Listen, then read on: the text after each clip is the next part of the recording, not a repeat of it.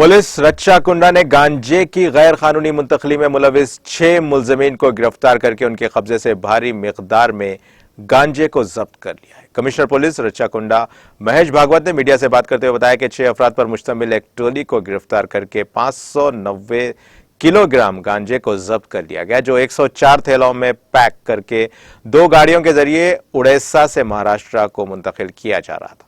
उन्होंने बताया कि मुलजिमीन के कब्जे से 2 कारों के अलावा 1900 रुपए की नकद रकम जब्त की गई। असल मुलजिम महाराष्ट्र का रहने वाला परशुराम है।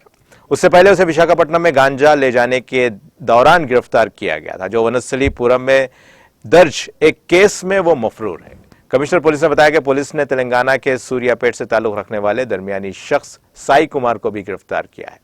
उन्होंने बताया कि एलबी नगर एसओची और अब्दुल्लापुर मेट पुलिस ने मुश्तरका तौर पर कार्रवाई करते हुए इन मुलजिमान को गिरफ्तार किया। इस वाक़े में मुलविस दीगर 3 मुलजिमीन मफरूर हैं।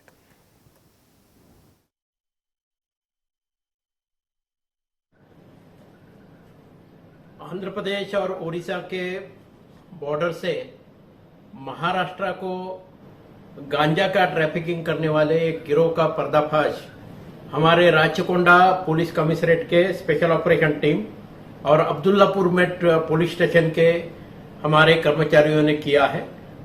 तकरीबन 590 किलोग्राम गांजा, 2 4 व्हीलर, उसके साथ साथ मोबाइल फोन और कुछ कैश बरामद हुआ है।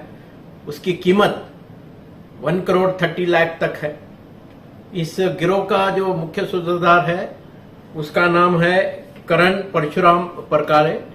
ये महाराष्ट्र के बीड जिला में अष्टी करके तालुका है, वहां के पिंपरी गांव का रहने वाला है। इससे पहले भी इसको विशाखापट्टनम पुलिस ने अरेस्ट किया था, 6 महीना जेल में था और उसके खिलाफ और 3 केसेस हमारे पास में पेंडिंग है 2020 के, जिसमें अभी हम उसको अरेस्ट करने जा रहे हैं। इसका साथी अजय महादेवराव इथापे, ये चिंचोली गांव का धनौरा तालुका बीड जिला महाराष्ट्र